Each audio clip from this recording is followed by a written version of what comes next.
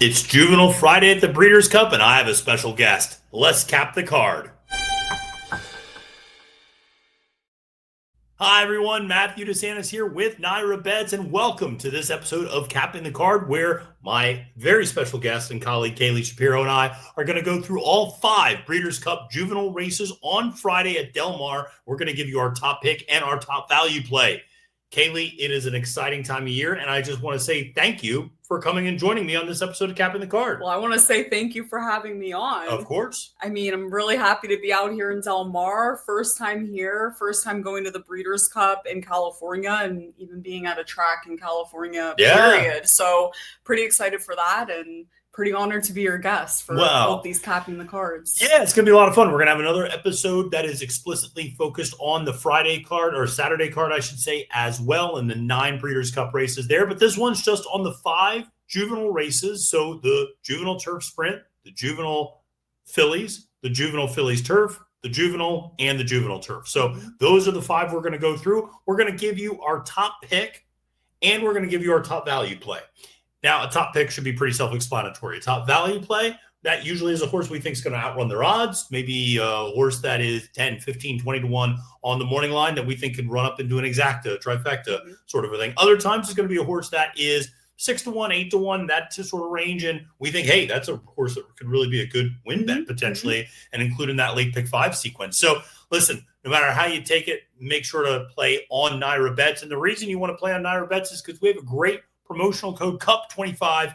If you sign up with NYRA Bets today, you get a free $25 bet and up to a $200 deposit match bonus. So use that promo code CUP25 today. Well, Kaylie, like I said, we're capping the card, and we're out here in an undisclosed location somewhere near Del Mar, probably a hotel. And already checked in. We're excited. We spent about 2.5 hours on the San Diego airport tarmac today, but we didn't let that affect our capping, and the best way to get to capping is to dive into the first race. But before we do that, any approaches that you'd like to take to Juvenile Friday? I know this is always a really popular day. You love this Friday cards usually, and I know you make a lot of money on these Friday cards usually. Well, I always try to make a lot of money on these Friday cards because I love to just have a good bankroll going into Saturday, as I'm sure everyone does. But for sure, I think I found a lot of value, definitely, in all of the Breeders' Cup races on Friday. I saw a lot of clear winners and horses that were my top pick, maybe at 9 to 5, 6 to 5. Only, I think, 2 of those I landed on. Yeah. But if I did, I put like a 20 to 1 shot as my value play, meaning like, okay, this horse is probably the really clear favorite and a deserving favorite. Yeah. But I see a whole bunch of bombs running in second, third, and fourth. Is kind of how I see some of these races playing out. And it was pretty fun to go through. There are a lot of horses. That's what makes Breeders' Cup the best betting weekend of the year, is that there are so many horses that make sense at ridiculous prices. Yes, it's a lot of fun. And one of the things about the Breeders' Cup is it's easy to kind of get entranced by a favorite, I think, a lot of times, because there's a reason those horses are the favorite. The morning line was set by David Aragona, who does a great job setting the morning line up here with NYRA a lot of times. And so, that's going to be a lot of fun. Can I say, I mean, I love handicapping with his odds because I feel like pretty safe. I'm like, okay, this horse is 20 to 1, and maybe I really can get 20 to 1 on this horse. So it's a lot of fun having, David Aragona making the morning line odds. It is, because I can't tell you the number of times I give out a value play at 10 to 1 and the horse goes off and wins at 3 to 1. We don't get to the 10 to 1. But like I said, the only way to cap the whole card, well, we're not capping the whole card, but the only way to cap these 5 races, let's start at the beginning.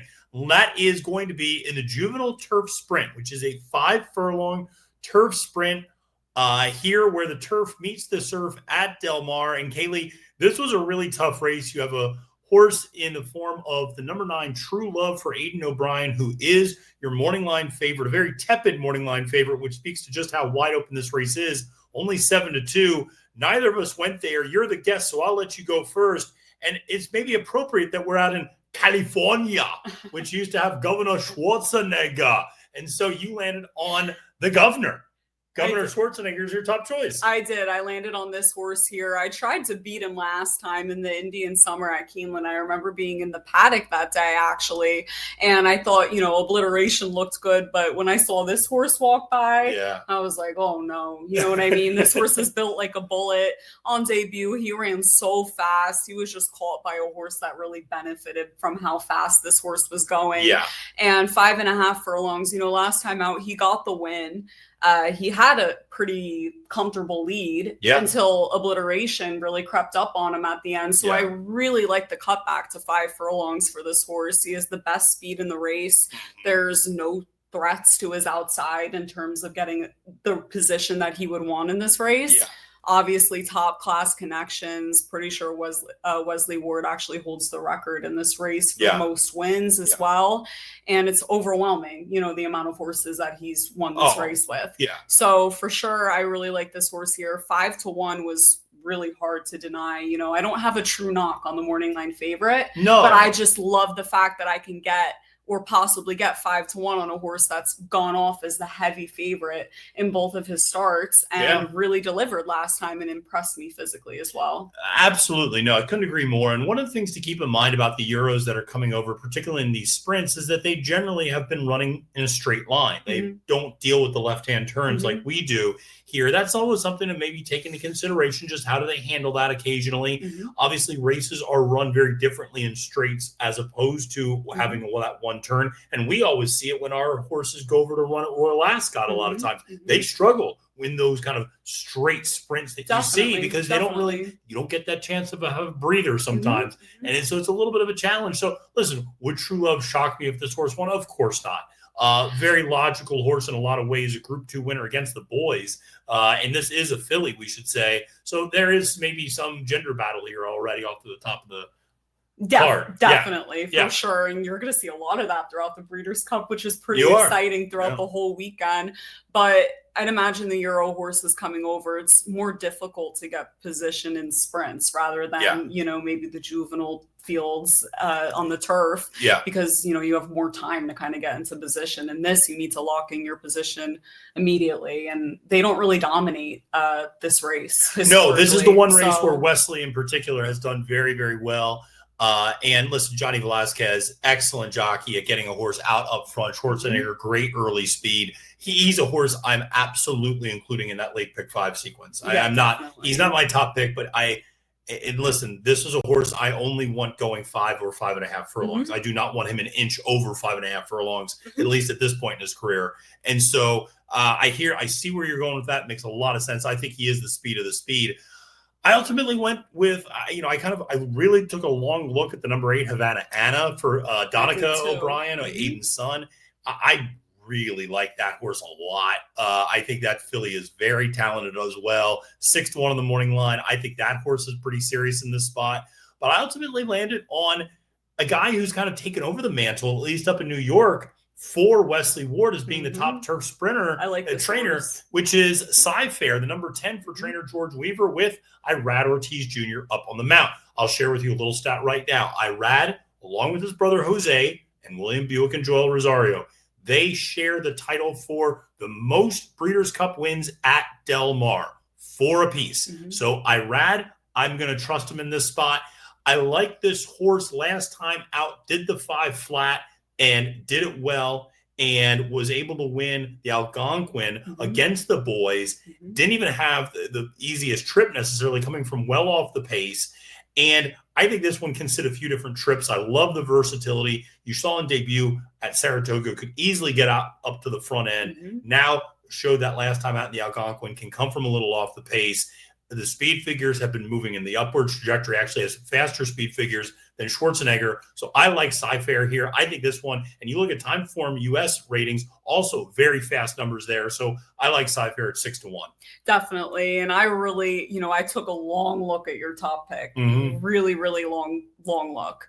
I know that the figures are better than Schwarzenegger's figures all day. But I do really hope, that Schwarzenegger can get a better position than this horse, was kind of my logic for picking that horse. Otherwise, I mean, this is probably a horse, your top pick, that I'd include in my tickets as well. I like your horse. And we were talking about Wesley Ward. He has the record in this race. I'm pretty sure IRAD was up for all of them. Yeah, so just another thing to know for sure. Yeah, no, absolutely. And listen, your value play, let's go to that, which is the number 1 Brussels for Aidan O'Brien with Christophe Semillon up on the mountain. One of the things to point out to people who follow European racing or maybe just follow it casually, you will not see Ryan Moore. Why? Aidan O'Brien's number 1 jockey who comes over here every year, always has Aidan's number 1 mount. He's injured right now. So Ryan Moore is not going to be riding. That really does throw things into a little bit of a loop because Christophe Semillon, very good jockey, but only 1 for 10 in his career at the Breeders' Cup. So something to keep in mind as there's some new faces in the jockey colony of the Europeans that are coming over. But Brussels on the inside rail, a very formidable horse, sired by Wooten Bassett, always a popular sire over there. Definitely. And I really like just the price. 8-1 on this horse for an Aidan O'Brien horse. This is a new jockey, obviously. You said 1 for 10 at the Breeders' Cup, but he probably has about, 5 mounts this year. Probably way more. So it's like, he's going to get way more experience this year, maybe better mounts as well, now that Ryan Moore is out. So hopefully, he's up to the challenge. He rode this horse last time out, and this was this horse's best race. So I really like that race coming into this. The horse has gotten second in 3 out of 4 of his graded stakes efforts, which definitely says something. Obviously, I would have loved to see him win, but he'd probably be a way shorter price. So I like this horse at 8-1. And also I noted that his better performances were over firmer turf. So I'd imagine that that's his idea, bringing this horse over here, that he's going to love true firm turf at Del Mar as well. No, I think that one makes a lot of sense. I'm a little worried about the inside rail, just because if you don't break split second right on time, maybe you get passed over and shuffled back a little bit. But I am not in disagreement with you at all. I took a long look at Brussels as well, and I think that 8-1 price is very fair there. Where did I go? Maybe I'm being sentimental, but I went to the number 12 Lenny Lou. And part of the reason is Lenny Lou went over to Europe and competed against True Love and held her own in a way that we do not see many American 2-year-olds hold their own at Royal Ascot when she finished third of 23 horses in the Queen Mary Stakes. That was an impressive run for her. Definitely. And then came back here and has done nothing but win. She's won. So that makes it even better, that the horse traveled and came back maybe even a little better.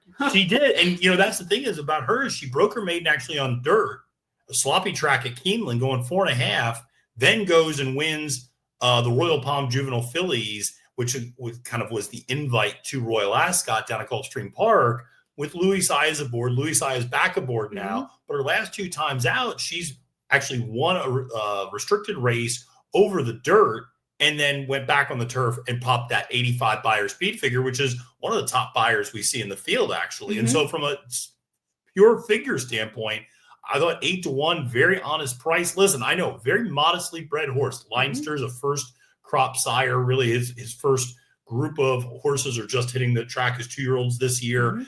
Stands for $2,500 in Florida. This one was purchased for $23,000. She's already made $206,000 in there in the Breeders' Cup. So pretty good investment for Patrick Biancone. Andy from FanDuel is always riding this horse. And you see Lenny Lou a lot on social media, but she belongs in this race, absolutely. And I think she can hold her own well. She can track off the pace. You mentioned Schwarzenegger has that blazing speed. Lenny Lou's got very good speed, but can just sit off the flank, and they can both cross over a lot of the field. She can rate off the pace. So I think she's got a shot to hit the board at 8-1. Yeah, I would certainly agree with that. I mean, 8-1 is a really good price. And listen, she's a really cool filly to root for. I mean, obviously the connections. I love all the content online of the horse as well. Yeah. Really fun content. And definitely that figure. My only concern as a filly is just, career best effort. Maybe she regresses after that. But that's a possibility with any filly that runs a career best. So you just have to take that shot, and to take it at 8-1 makes all the sense. Absolutely. Also, look at that 57 flat, 5 furlong work back over the grass down at Palm Meadows down in Florida. And that last win we should mention in the Hollywood Beach was over the boys. So she's beaten the boys before and is going to try to do it again. But really tough and wide open race there. And I'll be honest, another wide open race, at least in my opinion, is this next one, which is the Juvenile Fillies. And this is a race when we went down to Keeneland about a month ago, we kind of thought this race could end up becoming a coronation or maybe a bit of an afterthought because we both were very high on Tommy Joe. Yeah. And then something happened on the way to the Breeders' Cup, which was Tommy Joe looked a little struggling around 2 turns and going a mile and 16th. Percy's bar crossed the wire first, but there was a lot of contact there. Percy's bar gets DQ'd. Tommy Joe gets put up.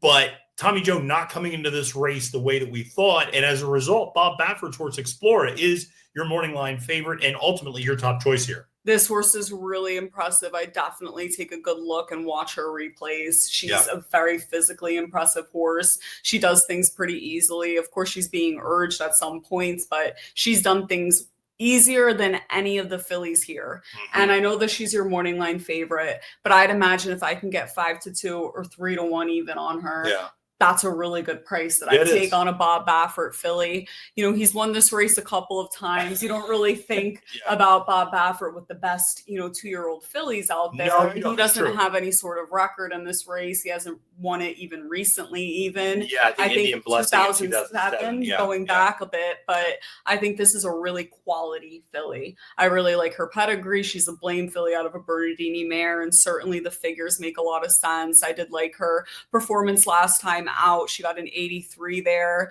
which, makes me feel better. Obviously, she regressed a little bit, stretching to 7 furlongs. She got a 74 there, but she was also going up against a couple of other Bafferts in that field that day too. She set the pace out up front. And then last time out in the Oak Leaf, she got the job done, and I really like the way she looked doing it.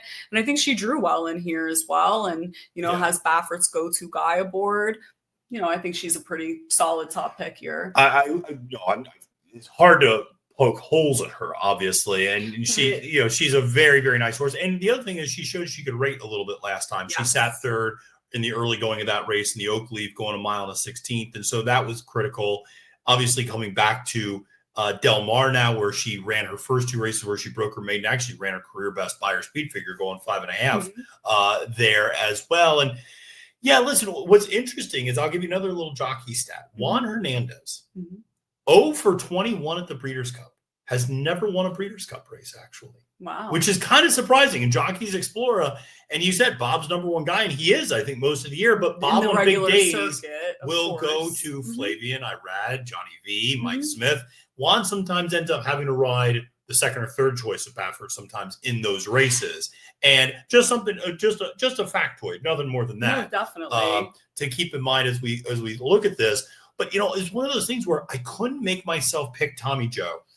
And that then led to a conundrum because I don't particularly trust Percy's bar with Luan Machado up on the mount at 9-2. I like that horse, to be clear. I'm that horse somewhere, 100%. I love the Axeman. I don't necessarily trust him in this big of a spot and as a jockey. No, not to win at all. And so when I was figuring out my top pick, I go, the Explorer thing. I can't go with Tommy Joe or Percy's bar. I took a real long look at Jill's horse, actually, Jill Baffert's horse, Bottle of Rouge, who's trained by Bob, of course. It'd be funny if Jill had a horse not trained by Bob. But in this one, Bottle of Rouge, 9-2, interesting horse, but kind of has run the same number now over and over again and is stretching out to 2 turns for the first time. I ultimately went to her own backyard. I went to the number 1 Iron Orchard, who was your value play, actually, in this race for Danny Gargan. 6-1 in the morning line. You brought something up, and actually the Hall of Famer Nick Zito brought something up as well. How well fillies do coming out of the Frizette, coming to the Juvenile Fillies. And Iron Orchard, New York bred, blew the competition away the first 2 starts of her career against New York breds, then stepped up in a Grade 1 against Open Company, got the job done in a completely different way, where she came from well off the pace and nabbed Riley Toll at the wire, beat another nice Shug McGahee horse, 5 bars in that race as well. And Joel Rosario stays up on the mount. I know the inside rail is not great, but this one's got very good speed to get out there in a good position. Doesn't need to lead, though, as we learned last time out. I just think it's 6-1. This one just recently sold for a cool $2.5 million. I think they're going to get some of their money back here on Friday. I really like this filly. The more that I looked at this race and watched her replays, I mean, you know, I was a little scared of Explorer. Otherwise, she'd be my top pick here. I'm for sure using both of them on my tickets. That's without a doubt. Iron Orchard could very well win this race, and I would not be scared of her drawing the one hole whatsoever. I watched every single replay of her. She breaks beautifully. She does. She's very mature, and actually, on the rail, it might help her out a little bit. She'll be able to save all the ground. Not so much that I think that she's distance challenged in any which way. But it'll be her first time doing her two first turns. time going 2 turns, and it can really help her out here because she breaks beautifully. She does. And it's not a concern to draw the one hole if you've never had an issue breaking your entire, you know, she has to do it for the first time. I just really like what I see from her. And also, we've seen a lot of offspring of Authentic step up and run really well going 2 turns as well. And I really like the fact, you know, Joel Rosario stays aboard, and I'm pretty sure he has the record for most wins in the Juvenile Fillies. And I really like Iron Orchard a lot. And the more that I watched the Frizette, she literally, it says that she came 2 wide at the top of the stretch. She came 4 wide around the turn. It was picking up horses. And I really like to see that. I like this filly a lot. Yeah, no, I do too. And I think Joelle can maybe sit a pocket trip with her if there's other speed that wants to go 100%. Out up front. And if not, Joelle, listen, we all think of Joelle as a closer, but Joelle is one of the best on a speed horse as well. And so if Joelle wants to just take the initiative and go, hey, listen, if we break like a rocket, let's just get out there up front. We're at Del Mar. Let's just go coast to coast in this thing. Let's not overthink it. So, listen, her numbers would need to get a little bit faster. You know, that 81 in the Seeking the Ante would be, you know, pretty comparable to what some others here are running. So might need to get a little bit faster, but I really like her and what she brings to the table. And she's going to be my, like I said, my top pick at 6-1. And she's your value play at 6-1 as well. So we both like her a lot. As a value play for me, I went with a horse that I thought maybe can run into something. And it went to the number 9, Lawali, from Mark Glatt, Flavian Pratt up on the mount. Flavian's got a ride in all 14 Breeders' Cup races. We're actually going to be saying his name quite a bit, I think, throughout the next couple of episodes. But why I like this horse, there is a fair amount of speed signed on in this race. Lawali's a horse that comes running late, has a good late kick, has only won her maiden, which was at Del Mar. And then stepped up in the Del Mar Debutante, ran 3rd. Look what was happening, though. Basically sitting last, rallied up to 3rd. Then last time out in the Oakleaf, sitting basically last, rallied up into 2nd. So she can make a run.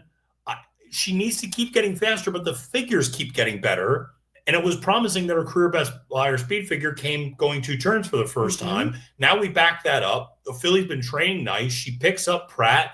I think there's a lot of speed, and she can make up some ground, maybe a little bit like a Hill Road sort of a situation, maybe not as quite as big a price as last year in the Juvenile, but a horse at a little bit of a big price who maybe runs up into 2nd or 3rd because some of these fillies maybe are a little distance limited and struggling that last half furlong. I think it's 100% good logic. I mean, 10-1, you can take a shot with this horse for sure. And I really find it intriguing that Flavian Pratt hops aboard. I mean, that makes this horse jump off the page. But this is really a wide open race. Although I love Iron Orchard and Explorer, I think those are your 2 likely winners here. I could talk about this race all day. I mean, we started off with what we thought, and maybe she is down the line some sort of superstar with Tommy Joe. I did not really like what I saw, obviously, at Keeneland. You know, she was chasing around Percy's Bar on a speed track and got left behind. She was never going to catch Percy's Bar that day. And the more you watch it, the more that becomes clear. And now she's going to go on another speed track with a whole bunch of Bob Baffert horses. Do you think she's catching them? No. To me, I don't really, I don't really think that. Listen, but maybe down the line, with more experience, maybe at other tracks that are kinder to horses that can come from off the pace, and she tries that and she excels. Okay, sure, but I just didn't really want to take her here after seeing that last time out. I think I agree. There's a few others that are very interesting. I think the 8 Super Corridera is very interesting at a big price, and also the number 3 Meaning is a very interesting horse. We actually heard with Wellman from Eclipse Thoroughbred Partners talking about this horse and basically saying they were like a week off from going into the Oakleaf, and they just kind of started running her a little too late to get her into the Oakleaf, where they didn't quite feel comfortable rushing her into this, but they're very high on her. She is a gun runner out of an Into Mischief mare. I mean, the pedigree, who should have no issues. You don't often see a Los Alamitos,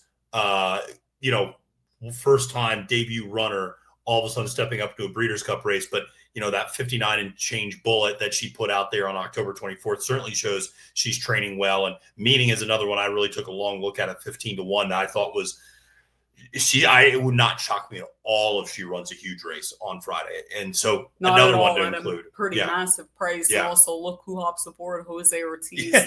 No one better really to ride a 2-year-old. Maybe him and Johnny V are like the two best. Interesting.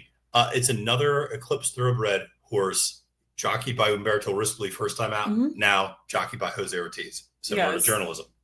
So going to be interesting. Now let's go to the turf. Shall we? We'll go to where the turf meets the surf at Del Mar, the Juvenile Fillies Turf. And this is a race where you and I both aligned, and this was one of the simpler. This was going to be the simplest race, in my opinion. Definitely. And then Precise drew the number 13 post, which is not ideal. But this horse is a monster.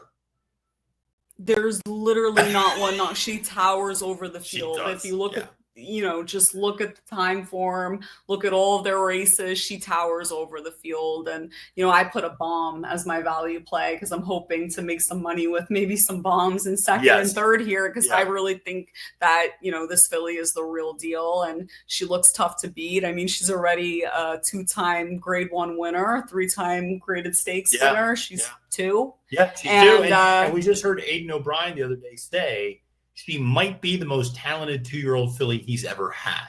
Wow. Now, last year, Lake Victoria came over here for him and laid waste to everyone. And for him to say Precise might be better than Lake Victoria, I had a huge opinion of. I can't wait to see her. We'll see her tomorrow. We will, when we're out there at the track. And listen, Precise is a filly who lost her first start by less than a length, and has now rattled off 4 straight wins. Like you said, those 2 Group 1 wins and the Group 3 as well, and has just been so dominant to this point. And I just think it seems like this is an all systems go. Yes, the outside post position did give me some pause, and I could understand if it gives someone some pause, but the class alone really just seems like it's going to prevail here. And the Euros do so well. Over the last 3 times Del Mar has hosted the Breeders' Cup, European runners have won 55% of the turf races that have been offered. They do just fine over here. And as you said, this one might actually like firm turf even more than yielding turf. Yeah, definitely. That's the idea that you get looking, and obviously what they're hoping when they're bringing over any of these horses. But with her, it's scary. If she already towers over the field, imagine if she really likes the turf here, what's going to happen? I mean, she's going to win easily if that's the case. I think she might. Now, a horse that you're going to take a big bomb with is a Godolphin horse for Brad Cox and Flavian Pratt. That name keeps coming back up.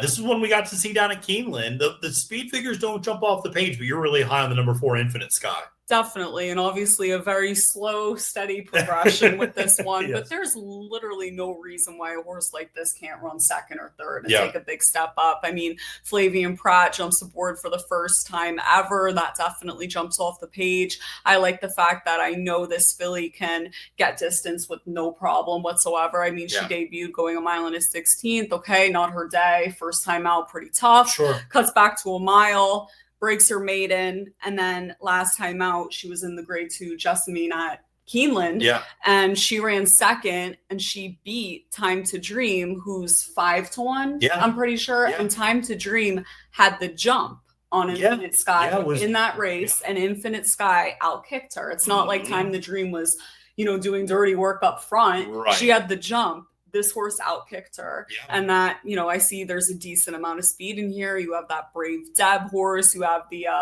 Mark Cassie's horse. I think it's the number 5 in here. Final Accord that has some speed. I think she'll have some pace to run into. And she also comes from a really big female family, from the same family as Wet Paint.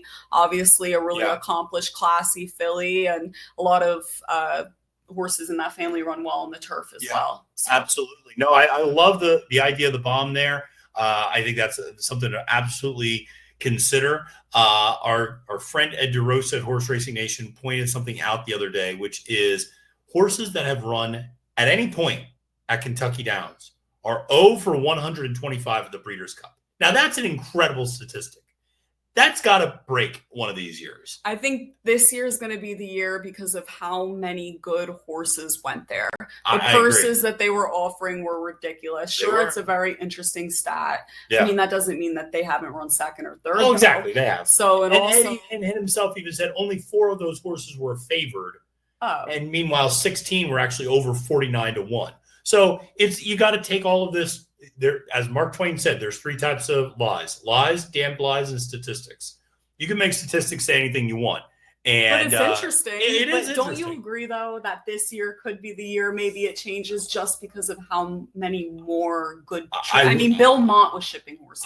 I would normally agree with you, but last year Cogburn lost. And Cogburn ran at Kentucky Downs. And then if this curse got Cogburn, well, I guess we'll see. We'll see. It will be interesting. Definitely keeping track of it throughout the day. But I went with a horse that did not run at Kentucky Downs as my value play. And that's the number 1, Ultimate Love for Michael Trombetta. It's a Florida bred. I like these Florida breds. You can tell I went to grad school at the University of Florida. Go Gators. With Johnny Velasquez up on the mount. This horse literally has done nothing wrong in her career. She's perfect 3 for 3. She's gone 2 turns every single time. She is a stakes winner last time out. She picks up an amazing 2-year-old jockey in the form of Velasquez, who's as good as there is at getting a horse to relax. She's got good speed, not great speed, though, but in a speed from the inside rail where she's going to be able to sit more of a mid-pack trip in all likelihood. I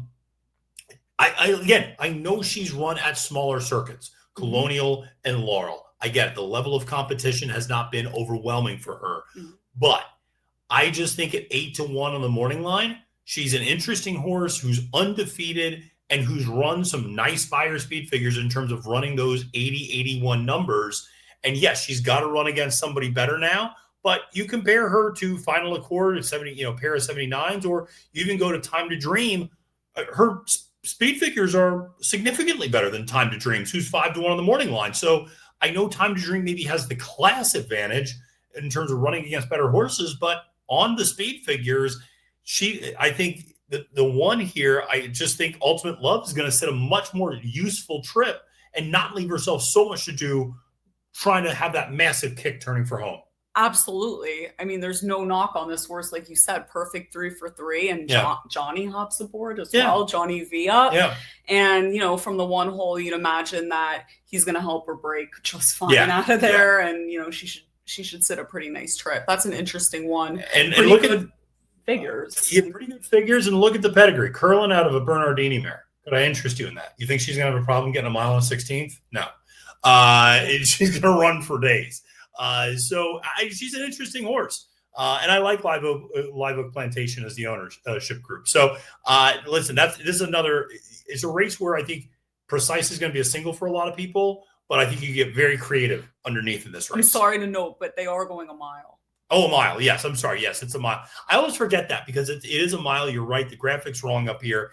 It's always a mile, and I always forget that because it should be a mile and 16th. But we are now going to go to a race that is a mile and a 16th, and that is going to be the Juvenile. And this is a race you and I differ on. Only one of us is going to get a Christmas card from Spendthrift. It's not going to be you. All right.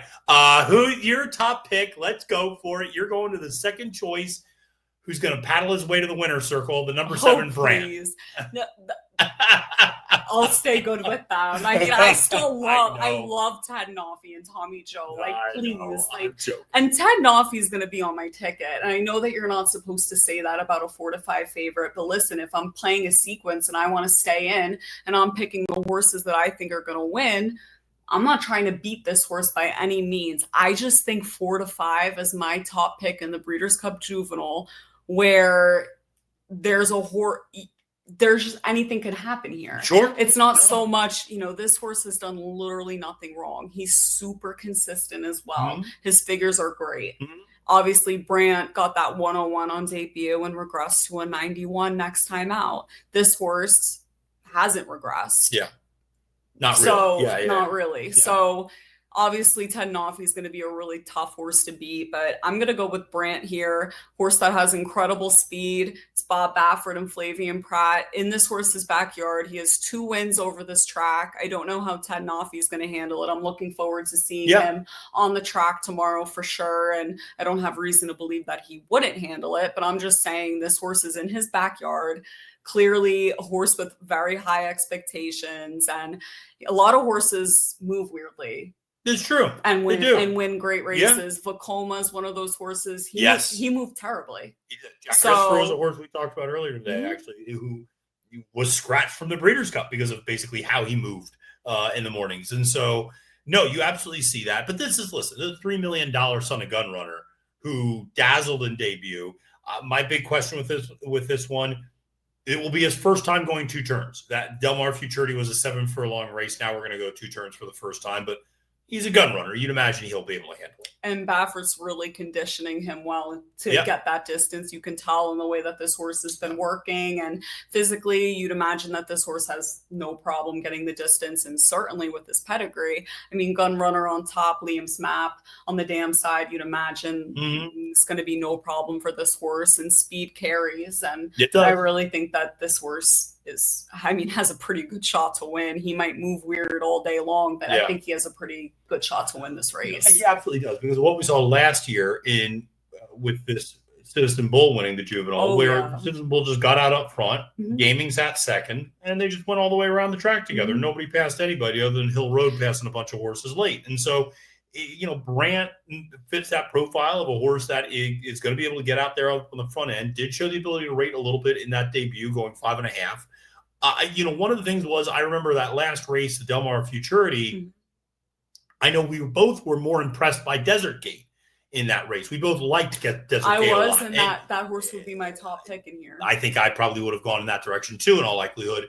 That horse ultimately was removed and not scratched, but just removed from consideration for this race due to just a minor setback. And I had some questions on Brant. Like I said, the 2 turns, the regression from first to second start. Will we see another regression going 2 turns? That wouldn't shock me. Ultimately, I landed on Ted Noffey, the chalk, as the top choice at 4-5. Do I love that price? Not really. I hope the horse floats up a little bit. But one of the things I was impressed by was that 98 buyer speed figure in the Hopeful. He backed it up with a 97 going 2 turns for the first time in the Breeders' Futurity. He sits a very useful trip. He can sit second, third, fourth, and then make that move. Johnny Velasquez remains aboard for Todd Pletcher. And this is one I just know Spendthrift. We both know Spendthrift is very high on this horse, obviously. And I just think when you look at those 2-turn numbers, the 97 really does stand out and makes him very, very formidable in this race. And it looks so professional down at Keeneland. He does. He's the horse to beat, and he wants this distance all day long. We took a really good look at him. Obviously, he got it last time out, so there's no question. But I'm saying the horse can probably go even a little further, I'd imagine, than what he will be going on Saturday. That's how impressive and rangy this horse was when you looked at him. But here's the thing here. I'm going to use both of them in sequences to win. As a better. Sure. When I look at Brant, who's gone off, and I will never get this price on Brant ever again. Not if he runs well. If he runs well. So the price is, he's 4-5 and 1-9. Very, very heavy favorites. And then Ted Noffey was only a heavy favorite last time out. So I already cashed on Ted Noffey twice. And that's why, on debut and then in the Hopeful. So I didn't really want to take him again at 4-5. I wanted to try to cash with the horse that I'm getting 5-2 on for the first time. I heard a rumor the Saratoga police are looking at for us for highway robbery, for how we got 7-2 on Ted Noffey in the Hopeful. Ridiculous. We should have been put in jail for that. People should have been arrested for that price. Baffling to me. That was easily the best bet I made all summer, I think. Yes. Was Ted Noffey the last weekend of Saratoga. You went with another bomb, though, for your value play here. The number 6 litmus test for Bob Baffert. His horse has won in debut, has run behind some of these other runners the last couple of times out, but, has very good speed and maybe is kind of, like I said, that gets out of the front end and just kind of, sits first or second all the way around. Definitely. I think that's for a horse to be 15-1, what I'm about to say is pretty ridiculous. Yeah. I think there's a very slim chance that this horse does not hit the board on Saturday. Very slim chance. This horse, to me, I actually got confused when I was talking about another Bob Baffert horse that also has like an obscure name, and I confused the two of them. But this was actually the horse that I was looking at Keeneland that literally made me almost fall over because of how impressive he was physically. He's like a bullet. Speed carries on this track. He's in his backyard. He has a win over the track on debut. I love the fact that Jose Ortiz is taking over. Obviously, he's losing Pratt, who's riding Brant, of course, but this one picks up Jose Ortiz, which I really like. Nyquist out of a Malibu Moon mare, great pedigree. And also the figures are pretty on par. I mean, all this horse has to do is take another step up like the way he's been doing. He's been steadily progressing. And I know that he obviously set the pace at Keeneland, and he got beat by Ted Noffey in Blackout Time. Blackout Time is another really impressive horse that's going in the top 4 for sure. But this horse, he was going pretty slow, out up front. And those horses caught him.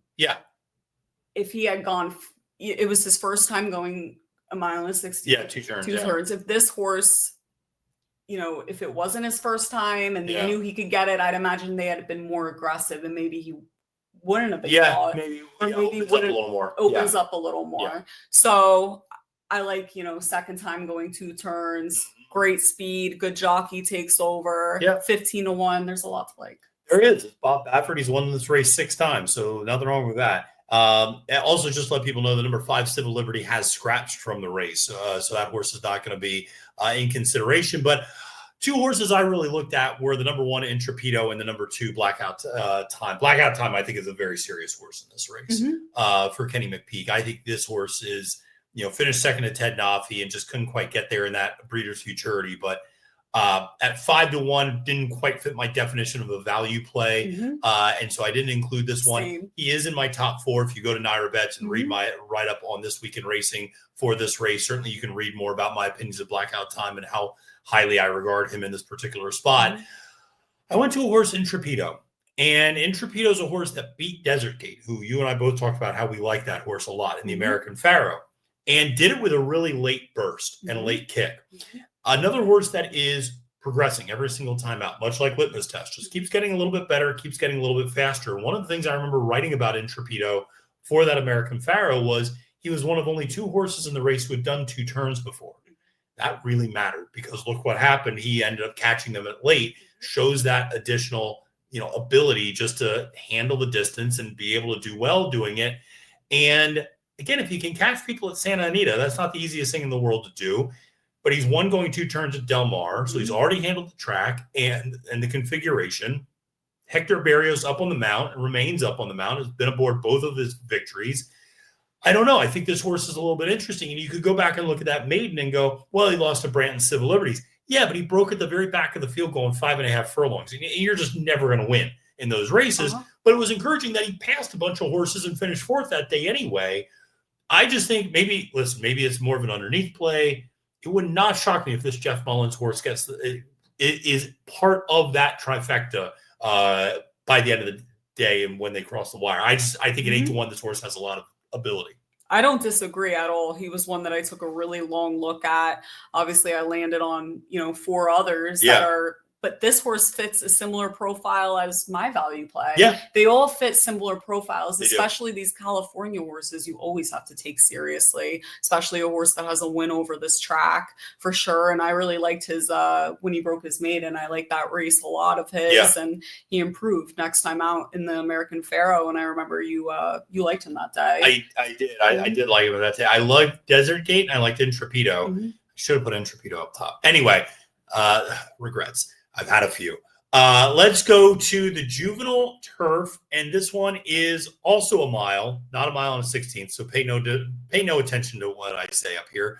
But this one's going a mile, and this one also had a horse that Aiden O'Brien had some tough luck with the draw on Friday because Gstaad, not Gstaad, as I said, Gstaad, is your morning line favorite at 9-5. But interestingly enough, that draws that far outside 14 post. And David Aragona admitted that this horse's odds went up the most based upon watching where the post draw positions were. Mm-hmm. That he said this horse he had pegged at 6-5. And when the horse drew the 14 post, he moved the morning line up to 9-5. Now, he is still your favorite, but this is a horse that's now running second a lot, but certainly has a ton of class. And 6-5 was an aggressive morning line price for a horse that has never been over to America. And that says a lot because I'm agreeing with him. You know what I mean? Like that's the right price. Yeah. And now I get 9-5 because he draws the far outside. I'll take my chances. The horse is heads and shoulders above a lot of this field. And I'm going to take my chances with this horse, 9-5, even better, hoping that the horse really likes firm turf. Clearly. Seems like he does. Seems like he does if you look at his form for sure. And, you know, all of his starts besides his debut have been in graded stakes company. Yeah. And clearly he's been class tested all day long. Yeah. And I think that this is your clear winner. I mean, I think this race has been run 18 times in history and Aiden O'Brien won 7 times. Not bad. So not bad. Pretty dominant in these spots. And I didn't care that he drew the far outside. I think he's better. So well, sometimes class just wins out no matter where you're drawn. No two ways about that. I ultimately took a little bit of a swing against Gstaad in this race because of that outside draw. And I thought it's going to be interesting if both Precise and Gstaad win from their far outside posts. You know, that's going to be very, very impressive. And I thought, man, I just don't know if both of them are going to be able to win and which one do I have maybe more confidence in. And I really like Precise. And so I thought, well, I'll zag against Gstaad here. I went with the other Mott. Not Bill Mott, no, Riley Mott. And this I went is the best horse to try to beat him with, I think. I went with the number 9 Argos at 6-1. I like this horse a lot. Horse keeps Flavian Pratt up on the mount. Won in debut at Ellis Park going 5.5. Goes to 6.5 in a stakes race. And it was really hung wide the entire way. Broke from the far outside post that day in the sore free. And up at Woodbine. Made up some ground. Finished third that day. But really what was impressive was last time out in the Grade 1 Summer Stakes up there at Woodbine, going a mile, and Flavian up there. This horse breaks from the inside rail and is sitting kind of mid-pack, puts in a huge kick, was not the easiest trip, was inside in some tough spots early, was angled out very wide around the far turn, and still managed to get up there in time for the wire. I thought Argos at 6-1 was a really interesting horse for Riley Mott and one that I was willing to take a shot with here to try to beat Gstaad. And listen, there's a lot of other nice horses in this race. But the other thing is a lot of the other horses that are pretty nice also drew pretty far outside. You could look at a horse like Botas for Miguel Clement, a horse that I'm going to talk about in a second, Hey Nay Nay, who drew the 13 post. So some of those horses that were further outside, you know, they might struggle too. This one I thought had enough tactical speed to be able to get maybe a decent spot going into that first turn. Yeah, definitely. And I think if you're going to try to beat any of those horses, this is probably the one to try with at that price for sure. And that Grade 1 Summer Stakes, I don't know if I'm wrong, but I have a feeling that a lot of horses that come out of that race run well. They generally do. Breeders Cup. Yes, they'll run well. That and the Natalmo, which is like the Fillies version of the summer up there, because that's what She Feels Pretty came out of a couple of years ago, if I'm not mistaken. She came out of the Natalmo, if I'm not mistaken. Even last year. I mean, possibly. I'd have to go back. Yeah, I need to go back and look. But yeah, I agree. The Woodbine races, because it's 2 turns, and it's I like that track configuration. But we both landed on the same value play to close things out here, which is Hey Nay Nay. 8-1 for John Sadler with Joel Rosario aboard. One of the reasons I like this horse, and I'm interested in yours, is this horse obviously has experience over the turf here at Del Mar. Interestingly enough, Sadler shipped this horse to Monmouth to run in the Tyro, and then came all the way back to Del Mar. It's a California-based horse, shipped to Monmouth, and goes back to Del Mar. Was able to handle the 2-turn test last time out. But if you're going to break from the 13 post, I want you to have a lot of speed to be able to cross over the whole field. And that's what attracted me to this horse. Definitely. That's what attracted me as well. Yeah. And I thought 8-1 was very fair on this horse. Yes, I thought so. And actually, besides your top pick, the Riley Mott horse, this is another one that if you're trying to beat the 14, which I have the horse on top on Mott, but if you weren't so confident and you want some others to include in your tickets, this is definitely one that, not just a value play, one that could potentially upset the favorite here. The horse is undefeated. And like you said, last time the win came over this track, which is a feather in this horse's cap, and now picks up Joel Rosario as well. So that's noteworthy. And yeah, definitely a really interesting horse with good speed. I agree. So listen, it's going to be a lot of fun. I mean, the great part about this is the next 2 days, Friday and Saturday at the Breeders' Cup. Mm-hmm. People can make a case for so many different horses in all of these races. And that's what I love about it. Is it's a handicapper's paradise. Take a strong opinion, press your opinion, whatever it is.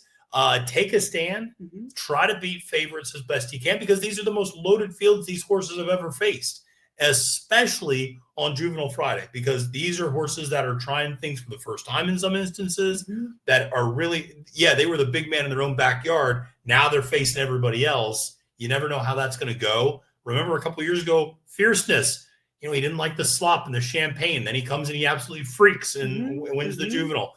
You just, 2-year-olds can progress at such quick paces on the turf and on the dirt. So listen, it's going to be a lot of fun, and I just can't wait to be out there for it. I cannot wait. I love Friday every year, and I love how, like you said, all these horses, the ones from their own backyard meet the ones that come from the East, meet the ones that come over from Europe. Forget the international appeal, which is through the roof. Yes. I mean, just the East meeting the West as well.